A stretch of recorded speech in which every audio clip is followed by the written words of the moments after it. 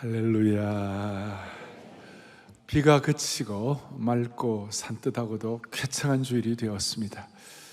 오늘 예배를 통해서 여러분 다시 한번 우리 인생에 정말 산뜻하고 청명한 날이 우리에게 오기를 소망합니다.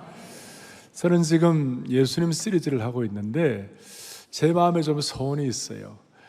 시편 119편에서 말씀한 것처럼 뭐라고 말씀하냐면 내 눈을 열어서 주의 율법에서 놀라운 것을 보게 하여 주십시오. 그래서 오늘 이 말씀을 통하여 하나님의 신묘막측한 놀라운 것을 보기를 바라는 것이에요. 그리고 동시에 베드로가 고백한 대로 오늘 같이 우리 한번 읽어보겠습니다. 또 우리에게는 더 확실한 예언이 있어 어두운 데를 날이 새어 샛별이 너희 마음에 떠오르기까지 너희가 아멘. 우리가 주님의 놀라운 것을 깨달을 뿐만 아니라 이 말씀이 여러분들의 마음속에 어두운 가운데서 샛별처럼 여러분들에게 놀라운 깨달음을 주시기를 원하는 것이에요. 우리가 개인적으로도 그러고 국가적으로도 혼란스러운 것이 있다면 그것들이 정리되는 샛별과 같은 그런 말씀이 되기를 간절히 바랍니다. 오늘은 제가 10번째 산돌이 되시고 모퉁이돌 되시는 예수 그리스도에 대해서, 구약에 나타난 예수 그리스도에 대해서 신약과 어떻게 접목되는가 이 말씀인데, 오늘은 산돌 되시는 주님, 주춧돌 되시는 주님, 그리고 보배로운 돌 되시는 주님, 소위 코너스톤 되시는 주님에 대해서, 그러니까 오늘 저와 여러분들은 아무것도 아니지만 이 산돌 되시고 보배로운 돌 되시고, 오늘 6절을 보시면 다시요, 베드로지 시작. 성경에 기록되었으되 보라 내가 택한 보배로운 모퉁이 돌을 시온에 두노니 그를 믿는 자는 부끄러움을 당하지 아니라. 자, 오늘 구약의 다니엘을 통하여 뜨인 돌, 그 해석이 신약에서는 보배로운 모퉁이 돌인데, 모퉁이 돌 되시는 분이 예수 그리스도이시다. 그를 믿는 자는 뭐예요? 부끄러움을 당하지 아니하리라. 수많은 짐들이 있고 수많은 여러분 삶의 무게가 있지만 오늘 이 말씀을 제대로 깨달을 때 모든 삶의 짐들이 벗겨지게 하여 주시옵시고 수치와 부끄러움을 당하지 않게 하시고, 그래서 우리 참 버려진 돌 같죠. 부족한 인생들이 보배로운 돌, 산돌 되시는 모퉁이 돌 되시는 주춧돌 되시는 그분께 접목이 되고 접붙여지면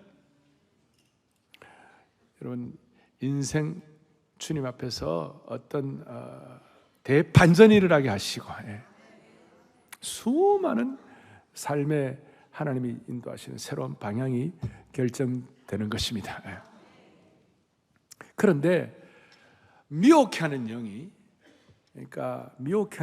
이걸 못 깨닫도록 별수를 다 쓰는 거예요. 그러니까 오늘 주님께서 여러분 우리 마음의 미세먼지가 싹 사라지고, 마음의 미세먼지가 싹 사라지고 오늘 참 청명한 하나님 말씀을 깨닫기를 바랍니다.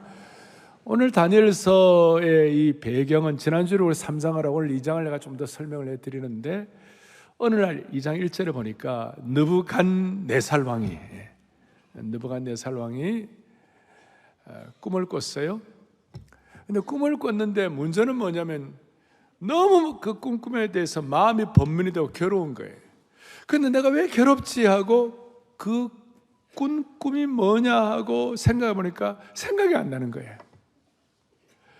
그래서 당시 당대 최대 제국의 그 황제가 그 당시에 제국의 지혜자, 소위 박수, 그 다음에 지혜자, 그 다음에 술객들, 똑똑한 사람들을 다 모았어요. 모아가지고 이 꿈을 해석하라. 그러니까 하는 얘기가, 왕이시여 무슨 꿈을 꾼지 말씀해 주시면 우리가 해석을 하겠나이다. 이제 앞에 있는 내용들 제가 설명을 드리는 거예요. 그러니까 나는 그거 몰라. 그러니까 완전히 막가파야, 막가파. 왜냐하면 전에 여러분 요셉이 그 바로왕의 꿈을 해석할 때는 어떻게 했습니까? 바로왕이 그 꿈을 말해 주니까 그걸 요셉이 해석을 해줬는데, 지금은 이 느부갓네살 왕은 내가 마음에 번민이 드는데 무슨 꿈을 꾼지 모르겠는데 하여튼 그걸 해석해 달라. 그러니 이건 말도 안 되는 일이라고 그렇게 하면서 이제 뭐 좀 항의를 해도 소용이 없는 거예요. 그리고 오늘 이 꾼 꿈을 해석을 못하면 소위 바벨론에 있는 모든 지혜자 그룹, 박수하니까 무슨 우리가 뭐 무당 뭐 이렇게 생각하는데 그게 아니고, 성경은 우리가 좀 제대로 알아야 되는데, 오늘도 여기 뜨인 돌이 나오거든요. 뜨인 돌이라면 막 날아다니는 돌인 줄 알아요. 그거 아니에요. 그냥 손대지 아니한 돌, 그걸 탁 뜨는 것을 말하는 것이고, 그 다음에 성경에 뭐 여러 가지 뭐 누가 동방박사 그러니까 애들은 동방신기인가 뭐 이런 얘기도 하고, 그 다음에 요즘 한자 익숙하자니까 중식 먹으러 오라 그러니까 학부형들이 데모를 했대. 왜냐하면 왜 집에서 학교에서 한식이나 일식은 안 주고 중식만 주느냐고. 알 사람만 알도다. 성경 가운데 그런 거 너무 많아요. 그러니까 오늘도 여러분들이 예를 들어서 성령의 역사 그랬을 때, 성령의 역사가 The work of the Holy Spirit인데 사람들이 The history of Holy Spirit이라고, 성령의 역사라고, 그게 아니고 성령의 사역하게 하시는 일, 그런 걸 말하는데, 그런 상황에서 오늘 이 예수님의 이 뜨인 돌, 그 다음에 손대지 아니한 보배로운 돌, 산돌, 그리고 또 주춧돌, 이런 것에 대해서 여러분들이 좀 정확하게 아는 그런 시간 되기를 간절히 바랍니다. 그래갖고 이제 해석을 해달라고 그러니까 뭐 못하죠. 그러니까 이제 다 죽게 된 거예요. 그런데 다니엘과 세 친구도 그 당시에 초급 바벨론 제국의 지혜자 그룹에 들어간 거예요. 초급 그 지성인 그룹에 들어간 거예요. 그러니까 그 지성인 그룹에 들어갔으니까 해석을 못할진대는 도매 꿈으로 넘어가가지고 사드락과 메삭과 아벳노고 다니엘이 다 함께 다 죽을 판이에요. 다니엘이 이제 기도를 하면서, 그리고 다니엘 세 친구, 자기 친구의 기도 부탁도 하고 이렇게 해서 간절히 기도하니까 하나님이 다니엘에게 다 꿈을, 바벨론의 느부갓네살 왕이 꾸었던 꿈을 다 설명을 하고, 그 다음에 그 설명에 대한 해석까지 다 해주시고 그렇게 하셨어요. 그 바벨론 느부갓네살 왕이, 마카파 왕이 꾼 꿈이 뭐냐면, 첫째는 신상이 있는데 머리는 금으로 돼 있고, 그 다음에 두 팔은 은으로 돼 있고, 가슴과 은으로 돼 있고, 배와 허벅지는 노수로 돼 있고, 종아리는 철로 돼 있고, 발은 철과 진흙으로 섞여 있었어요. 근데 이제 그 내용을 해석을 하는데, 우리 대체적으로 복음주의권에 있는 분들이 다 해석은 그 금으로 된 그 머리 부분의 것은 바벨론 제국을 얘기하고, 또 은에 대한 부분, 이 가슴과 두 팔이 은인데 이것은 페르시아 제국을 의미하고, 그 다음에 배와 허벅지가 놋인데 이 놋은 헬라 제국을 의미하고, 종아리는 로마 제국을 의미하고, 발은 로마 이후에 일어나는 모든 나라를 가리킨다. 뭐 특별히 뭐 이렇게 무리함이 없는 그런 해석이라고 생각합니다. 그러니까 이제 핵심은 그 제국이 있는데 거기에 뭐가 나왔느냐 하면요, 34절에 또 왕이 보신즉 손대지 아니한 돌이 나와서, 손대지 않은 이 돌이 이제 신약의 베드로전서에서 해석하기를 산돌이고, 손대지 아니한 돌이 뭐냐? 뜨인 돌이고, 손대지 아니한 그 돌이 나와가지고 신상의 쇠와 진흙을 부서뜨리며,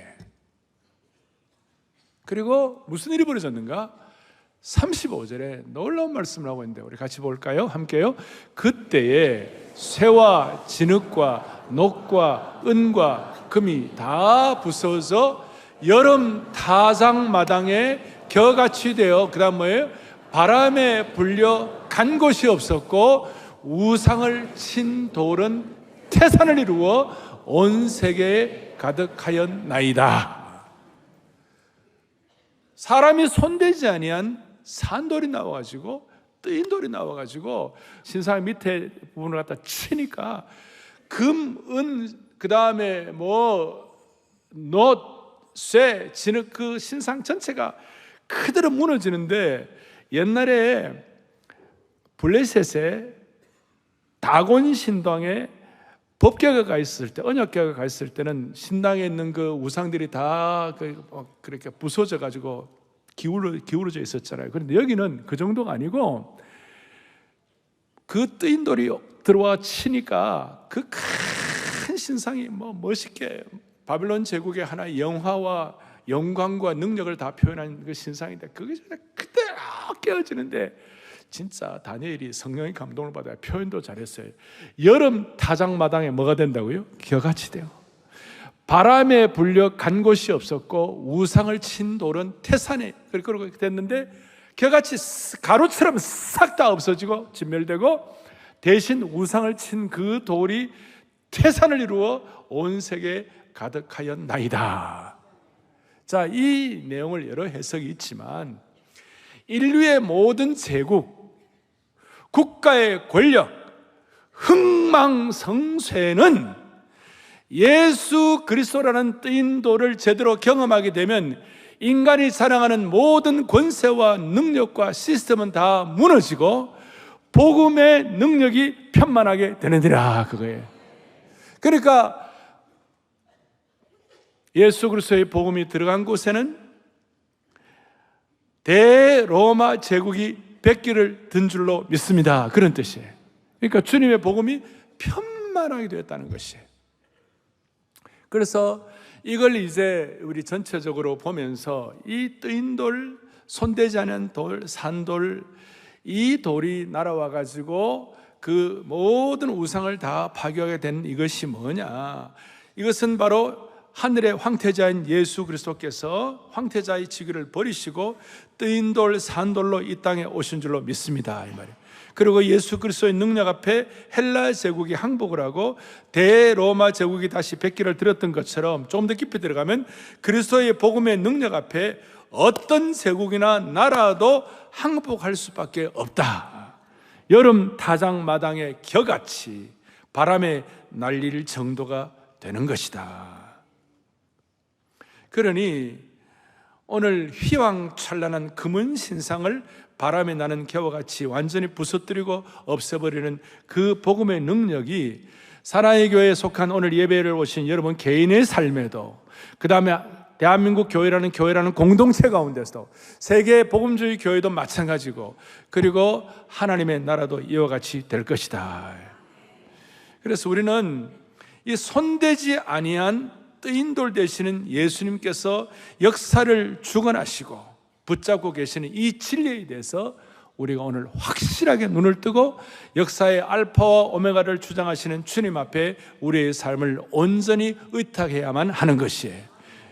그러니까 이제 중요한 것은 이걸 우리 확인하는 것인데, 문제는 뭐냐면 미혹해 하는 영, 사탄의 영, 악한 영은 1초도 쉬지 않고 저와 여러분들을 계속해서 세상적인 사고방식과 가치관과 미혹해 하는 것을 가지고 계속 우리를 오염시키므로 말미암아 이 뜨인 돌 되시고 산돌 되시는 예수님께 접붙여지고 그분께 접목되고 그분께 내 삶을 의탁하기만 하면 우리가 산돌처럼 주춧돌처럼 가장 소중한 코너스톤처럼 그렇게 쓰임받게 되는데, 그걸 못하게 하는 것이에요.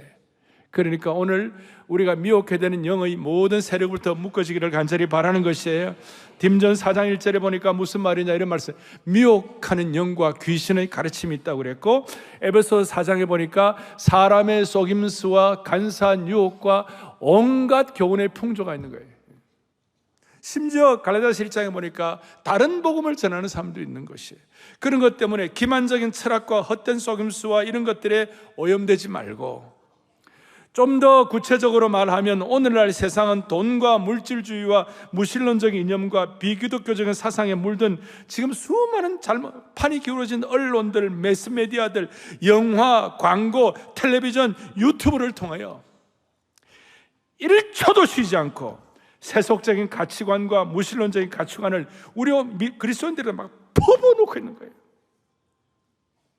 세상의 파괴적이고 유혹적인 사상들, 이것들이 우리 성경적인 가치관을 오염시키는 것이고, 여기에 물들어 있는 우리 자녀들을 우리가 어떻게 해결해, 저들을 어떻게 믿음의 개성을 나게 하고, 어떻게 저들을 미혹의 영과 세상적인 가치관으로부터 새롭게, 오늘 다니엘처럼, 다니엘의 세 친구처럼 뜨인 돌이 온 세상을 충만케 하는, 뜨인 돌이 이 세상의 제국적 가치관과 이 세상의 온갖 가치관을 오염시키는 이것을 해결할 수가 있을 것인가? 오늘 예배에 참석하신 저와 여러분들 때문에 하나님의 나라의 역사가, 주님께 우리같이 부족한 초라한 돌이지만 우리 같은 사람들이 접목되어 가지고 하나님 나라를 위하여 강력하게 쓰임받는 주춧돌이 되기를 바라는 거예요. 보배로운 산돌 되신 주님과 함께. 그런데 우리는 미혹해. 그러니까 이 진리와 거짓이 날마다 싸우는 거예요. 제가 최근에 읽고 깨달은 은혜 가운데 이런 것이 있었어요. 뭐냐면요, 러시아 정교회 수장이, 소위 믿는다는 그분이 나중에 공산당 혁명 이후에 20세기 초반에 볼셰비키 혁명이 일어났잖아요. 그 혁명이 일어난 이후에 우리가 잘못했다고, 러시안 오르소독스 아르키비숍이 참회록을 쓰고 고백록을 썼어요. 그의 참회록이 뭐냐면 쏘갔다는 것이에요. 공산주의자들이 처음 할 때는 뭣도 몰랐대요. 공산주의자들이 막 들어올 때 뭐냐면 모두가 다 평등하고 모든 사람에게 균등한 기회가 온다. 이러니까 뭘 좀 아는 사람들, 지성인들은 모두가 다 그거 참 좋은 거다. 모두가 다 평등 얼마나 좋겠냐. 그리고 모두에게 기회를 준다고 얼마나 좋겠냐. 이렇게 생각해가지고 처음에 큰 뭔가 심각성이 없이 그냥 그걸 받아들였대요. 그런데 지나고 보니까 완전히 속았다는 거예요. 여러분, 모두가 다 어떻게 똑같습니까? 우리의 인격이나 그 다음에 인권이나 존엄성은 다 똑같지만 은사와 재능은 다른 거예요. 여러분, 지금 손흥민처럼 공 찰 수 있습니까? 오른발 왼발 다 사용할 수 있습니까? 여러분, 오타니처럼 160km 던질 수 있습니까? 여러분, 그는 은사예요. 여러분, 우리 그림 잘 그리는 분처럼 그림 그릴 수 있습니까? 여러분, 그림 그리면 이게 무슨 그림인지. 사람은요, 다시 인격이나 존엄성은, 신분은 다 똑같지만 그 사람의 재능은 다 다른 거예요. 그걸 거짓말을 해가지고, 그래서 이제 쓴 글들이 이래요. 문제가 뭐냐면 러시아 공산당이 다 똑같다고 그러면서 러시아의 지주들과 똑똑한 지성인들을 다 처결한 거예요. 그래서 땅을 경작해야 되는데 땅 전체를 경작해서 결실을 맺고 제대로 생산해갖고 분배할 만한 그런 시스템과 그 경작과 생산을 주도할 지성인이 다 없어져 버린 거예요. 땅 전체를 경작해서 결실을 맺게 할 지성과 리더십이 실종되어 버리니까, 오늘 우크라이나에서 오신 형제들 다 있지만 우크라이나 같은 데는 그 곡창지대에서 수많은 사람들이 굶어 죽는 거예요. 그걸 리더십을 가지고 이끌고 경작하고 시스템을 만들고 재생산하고 이런 구조가 다 사라져버리기 시작하니까, 인프라가 아무리 잘 되어 있어도 그 인프라를 끌고 갈 만한 지성과 받은 은사가 다른 사람들이 역할을 하지 못하면 나라의 시스템이 붕괴되기 시작하는 것이에요. 지금 북한이 그런 거예요. 독일 교회도 히틀러에게 쏟고 러시아 종교회는 공산당에게 쏟고, 그래서 오늘 이 시대에 한국교회 성도들은 정말 제대로 된 분별력을 저와 여러분에게 주시기를 바라는 것이, 우리 한국교회 외에 지금 이 시대에 여러분 소망이 없는 거예요. 소망이. 우리가 올바른 분별력을 가지고 산돌 대신 예수님께 접붙여져서 부족한 인생들이 하나님 나라의 보배로운 돌로서의 역할을 감당하기를 원하는 겁니다. 다시요, 1초도 쉬지 않고 우리 아이들은 세속적인 가치관과 무신론적 가치관 가운데서 아주 그냥 막 그 무신론적 가치관에 세례를 받고 있는 것이에요. 그리고 이런 제약된 가치관들 가운데서, 미혹의 영 가운데서 나 혼자서 싸우는 것은 역부족이에요. 세속 문화를 거부하고 보배로운 돌 되시는 예수 그리스도께서 주시는 기준을 고수하는 그리스도인의 공동체의 팀워크가 필요한 거예요. 그래서 내일부터 시작되는 칼 세미나도 이런 가치관을 함께 고수하고 함께 네트워킹하고 함께 시대를 섬겨가려면 하는 그런 하나님의 백성들의 공동체가 형성되는 줄로 믿습니다. 그래서 우리에게 유튜브와 알고리즘으로 화살처럼 막 우리 생각을 막 뚫고 들으려고 할 때 우리가 뜨인 돌, 산돌 되시는 보배로운 돌 되시는 예수님과 함께 대적을 해야만 하는 것이에요. 그래서 우리가 이제 첫 번째 제가 산돌 되신 예수 그리스도가 통하여 우리가 미혹하는 영의 약점을 극복해야 되는데, 그렇다면 산돌 되신 예수 그리스도께 우리가 접목을 해야 되는데, 산돌 되신 예수 그리스도를 접목한다는 어떤 뜻인가? 오늘 베드로전서 2장 4절 다시 한번 보겠습니다. 예수님을 뭐라고 그랬습니까? 택하심을 받은 뭐예요? 보배로운 산돌이다. 6절에서는 또 뭐라고 그랬어요? 내가 보배로운 모퉁이 돌이다. 7절에서는요, 7절에서 뭐라고 돼요? 모퉁이에 뭐가 되고요? 머릿돌이 되고. 돌은 차가운 것입니다. 돌은 무생물입니다. 돌은 생명력이 없습니다. 그런데 어떻게 산돌이 됩니까? 소위 리빙스톤이 되는 겁니까? 지난주는 제가 살아있는 기적이더라 그랬는데, 키가 뭐냐면 죽어있는 돌이 산돌 되시는 보배로운 돌 되시는 뜨인 돌 되시는 주춧돌 되시는 머릿돌 되시는 예수님께 접목되고 접붙임되면 산돌이 되는 것이에요. 그러니까 우리 모두는 오늘 이 예배를 통하여 산돌 되시는 예수님께 우리의 삶을 접목하고 접붙이고 정렬을 해야 하는 것이에요. 그러면 차가운 돌도 생명의 돌로 변화될 수가 있는 것이에요. 버린 돌 같은 인생이, 공동체가, 가정도 여러분 산돌 보배로운 돌의 생명의 역사와 접목된다는 사실을 믿으셔야 되는 거예요. 그러니 이렇게 말할 수 있습니다. 생명력 없는 무생물이, 죽은 것 같은 자가 보배로운 돌 되시는 예수 그리스도와 접촉하면 생명이 들어간다는 뜻이에요. 그러니까 버린 돌이 산돌이 된다는 생명의 역사를 경험하게 되는 것이에요. 자, 이걸 대표적으로 성경에서는 여러 예들이 나오지만, 여러분 제가 이 버린 돌 같은 인생이, 죽은 것 같은 인생이 보배로운 돌 되시는 예수님과 접목을 난 다음에 진짜 주춧돌 된 사람 누가 있을까? 뭐 많이 있지만 아주 대표적으로 제가요, 막달라 마리아. 여러분, 마리아는 너무 비참해서 7 귀신이 들고, 한마디로 인생 자체가 엉망진창 버린 돌이었어요. 그런데 그가 산돌 되시는 보배로운 돌 되시는 머릿돌 되시는 예수님과 접목하고 접붙임되고 난 다음에 첫 번째 부활의 증인이 된 줄로 믿습니다.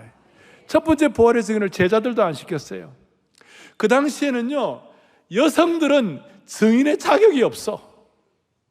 여성들은 증인을 해도 믿어주지도 않아. 그런데 하나님께서는 이 막달라 마리아, 그 여성을 통하여 버림받은 인생과 같은 그 막달라 마리아를 통하여 부활의 첫 증인을 삼아주신 것이에요. 아주 대표적으로 버린 돌이 산돌이 된 것이에요. 보배로운 산돌의 축복을 받은 줄로 확신하는 것입니다. 마리아를 통하여 세상적으로 버린 돌이 하나님 나라의 주춧돌이 되는 것과 세상에서 외면된 사람들을 통하여 구원의 역사가 전파되는 것을 그냥 아주 우리에게 강력하게 말씀해 주시는 것입니다. 구약에는 잘 아시는 다윗이 있습니다. 다윗이 그가 기름 부음을 받을 때까지 형들로부터 멸시를 받고, 아버지도 여기에 왕될 사람 하나 자녀들 사무엘이 이제 기름 부음을 한다고 할 때 가져오라 그랬을 때, 아예 다윗은 여류였어요. 나타날 수도 없는 그런 존재감이 없는 그 다윗이었어요. 그는 기름 부음 받을 때까지 버린 돌이었고, 또 사울왕으로부터 배척과 미움을 받아가지고 동굴과 바위에 몸을 웅크리며 떠드는 삶을 살아야 했어요.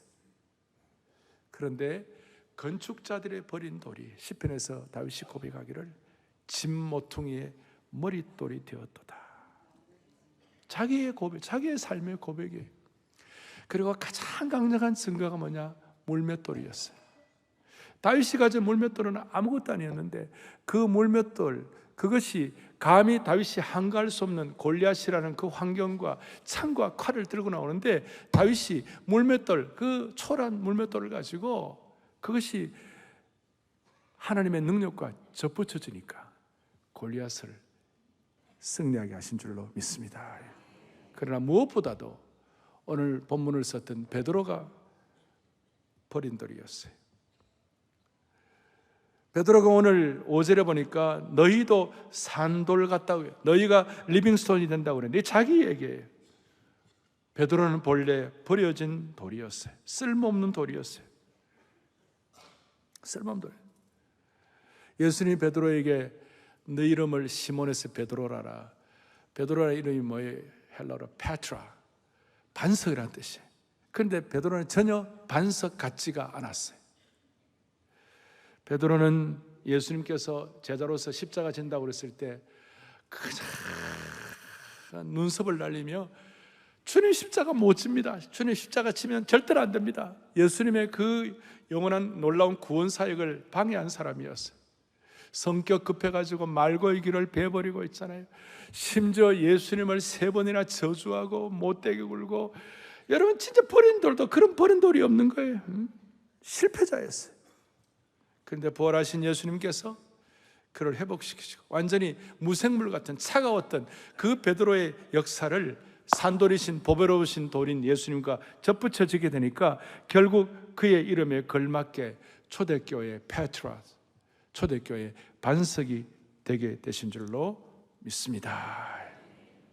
그러니 오늘 저와 여러분들은 오늘 아까 회중찬송 불렀잖아요. 이 몸의 소망 무엇인가?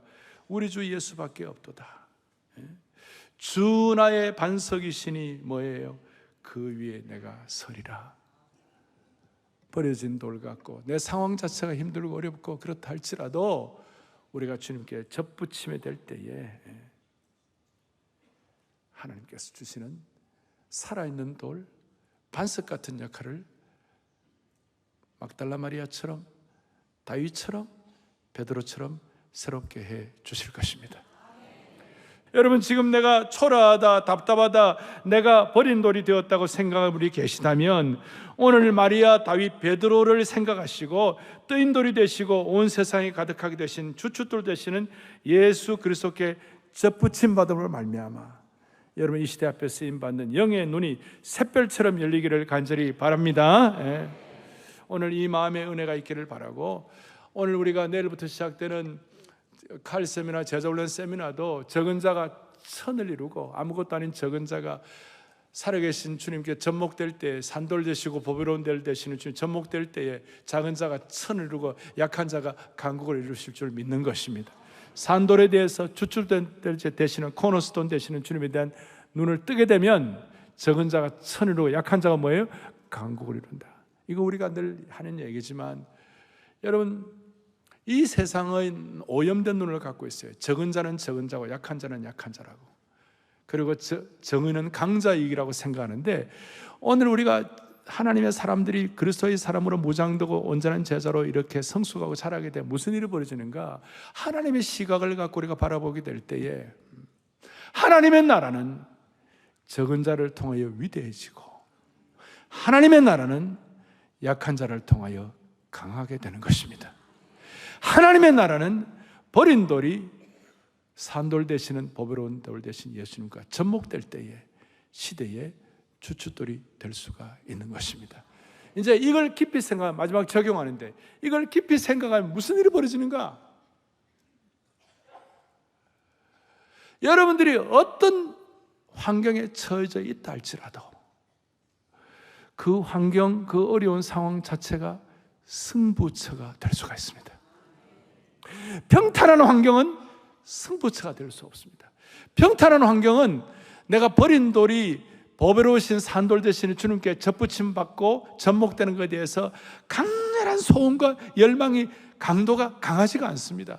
그런데 진짜 어려워지고 베드로처럼 나가떨어지고 3번 부인하고 완전히 대성통곡을 할 만한 주님께 대한 얼굴이 뜨뜻하고 죄송한 그런 환경과 상황이 되었을 때 산돌이신 보배로운 돌이신 예수님께 눈을 뜨고 차가운 내 인생이 그분께 살아있는 은혜의 온기를 느끼기 시작할 때 여러분 그 자리와 그 환경이 승부처가 되어간다는 것이에요. 그러면 내가 속한 이 상황, 이 자리 승부처가 되려고 할 때 오늘 다니엘이 목숨이 경각간에 달린 그 상황이 느부갓네살의 꿈을 해석하는 기적 같은 그런 상황으로 만드는 승부처가 되었듯이 에스겔 선지자가 그발강가에서 포로로 잡혀가지고 희망이 없다, 다 사라졌다, 이제 끝이다라고 하는 그 상황 속에서 버린 돌 같은 상황이 생명력 있는 산돌 대신 예수님께 접붙임 받을 때 그발강가가 하늘문이 열리는 승부처가 된 것이에요. 수세기 동안 하늘문이 닫혀 있었는데 하늘문이 열리고 에스겔에게 하나님이 하늘문을 열리는 놀라운 생명과 비전을 보여주신 것이에요. 그래서 오늘 저는 내가 속한 이 자리가 차가운 버린 돌 같은 인생이 보배로운 산돌이신 주님께 접목되면 나는 베드로처럼, 나는 바울처럼, 나는 다윗처럼, 나는 막달라 마리아처럼 될 수가 있다고 마음에 소원하는 그 순간 여러분 영적인 비대칭 전략의 승리자가 되는 것이에요. 그러니까 비대칭 전략의 최고의 핵심은 뭐냐면 골리앗이 그 강한 환경을 가지고 칼과 창으로 막 나타났을 때 똑같이 갑옷 입고 똑같이 칼과 창으로 대적을 해야 되는데 다윗은 그렇게 하지 아니하고 비대칭으로 칼 대신에 창 대신에 갑옷 대신에 그의 주머니에 있는 뭐에 물맷돌을 들고 나간 것이에요. 이거는 어마어마한 비대칭이에요. 남들이 볼 때 연약한 그 물맷돌은 뭐겠어요? 아무것도 아니죠. 근데 그것이 하나님의 능력과 결부될 때에 골리앗을 무너뜨릴 수가 있는 것이에요. 비대칭 전략의 가장 대표적인 것 중에 하나가 뭡니까? 기드온이 미디안에 쳐들어왔을 때 300명 데리고 간 그 비대칭 전략이고, 무엇보다도 하만이 이스라엘 백성들을 다 죽여버리는 계획을 다 세웠을 때 똑같은 전략을 짜고 똑같은 뭘 해야 되는데 모르드게와 함께 에스더가 그냥 금식이에요. 금식. 우리가 신앙생활하면서 수많은 어려운 일들을 겪을 수 있고 힘든 일이 있을 때 여러분 많은 사람들, 우리 신앙의 선배들은 그때 금식했습니다. 여러분 금식이 최고의 비대칭 전략이 되는 것이에요. 그리고 금식할 때에 하나님이 주신 지혜를 가지고 내 손에 있는 물맷돌이 무엇인지를 알면서 그 물맷돌을 가지고 던질 수 있는 힘이 나오는 것이에요. 육신의 힘은 작아지지만 비대칭 전략의 전형적인 대표가 뭡니까? 아브라함 링컨 아닙니까? 남북군이 싸울 때에 남쪽 리가 그 군대의 능력과 그 다음에 그 전략이 남군이 탁월했어요. 북군이 게임이 안 되는 거예요. 맨날 패퇴하는데 가만히 생각하다가 전쟁을 같이 하기보다는 차라리 내가 기도처로 들어가겠다고 링컨 대통령이 기도처로 들어갔다가 기도처에서 나와가지고 비대칭 전략의 극치가 뭐예요? 노예선을 해버린 거예요. 그러니까 남군과 북군의 전략적인 전쟁의 상황이 정의와 불의와의 싸움으로 바뀌게 된 것이에요. 여러분 오늘 수많은 일들이 우리에게 있습니다. 우리 교회는 내일부터 칼 세미나를 해야 합니다. 여러분 지금 우리 상황 자체, 한국 이 모든 우리 정치, 경제, 문화, 사회 자체가 정말 어려운 상황이 많이 있습니다. 지금 이스라엘과 이란이 싸웁니다. 내가 볼 때는 페르시아하고 이스라엘이 다시 싸우는 거예요 지금. 전 세계 수많은 북한 문제 너무 답답합니다. 그런데 우리가 이 시대에 비대칭 전략을 가져야 되겠다. 한국 교회는 어떻게 하면 되겠느냐? 7천 기도 용사를 통하여, 칼 세미나를 통하여, 이 예배를 통하여, 이 말씀을 통하여 여러분의 손에 있는 은사가 무엇이, 여러분의 손에 있는 적은 물맷돌이 무엇인지 그 물맷돌을 주님의 보배로운 돌에 접목하고 그 물맷돌이 적은 기도가 될 수 있고 말씀의 물맷돌이 될 수가 있고 은사가 주신 은사의 물맷돌이 될 수 있고 이걸 가지고 태산 같은 장벽을 무너뜨릴 수 있도록 은혜 위에 은혜를 덧입혀 주시기를 바라는 것입니다. 오늘 이 마음을 가지고 사랑의 교회 모든 성도들, 여러분들의 삶의 모든 환경들 가운데서도 비대칭 전략으로 물맷돌을 가지고 산돌 되시는 주님 앞에 접붙여져서 생명의 역사, 시대를 섬기는 역사 한 분 한 분에게 허락해 주시기를 주님의 이름으로 축복합니다. 자비로우신 하나님 아버지, 주님의 비대칭 전략으로 세상의 금, 은, 신상을 바람에 나는 겨와 같이 사라지게 하시는 능력을 깨닫게 하시니 감사합니다. 우리를 미혹해 하는 모든 영으로부터 자유케 하여 주시옵소서. 성경적 가치관으로 무장한 손대지 아니한 산돌, 그 그리스도를 모시며 우리의 다음 세대 자녀들까지도 능력을 받아가지고 이 시대를 하나님 나라의 역사로 바꾸는 축복을 받게 하여 주시옵소서. 1초도 쉬지 않고 퍼부어대는 세속적인 가치관과 비진리와 거짓을 오늘 산돌 되시는 보배로우신 돌 되시는 주님과 접목됨으로 말미암아 승리하는 거룩한 종들로 삼아 주시옵소서. 우리가 지금 어려움을 당하고 있는 분들은 오늘 이걸 믿을 때에 그 어려운 상황 자체가 승부처가 되는 줄로 믿습니다. 우리에게는 수많은 어려움이 있지만 내게 주신 물맷돌을 가지고 골리앗을 쳐붙이는 그런 비대칭 전략의 승리자가 되게 하여 주시옵소서. 우리 주 예수 그리스도 이름 받들어 죽은 돌이 산돌 되게 하시는 예수 그리스도 이름으로 간절히 기도 올리옵나이다. 아멘.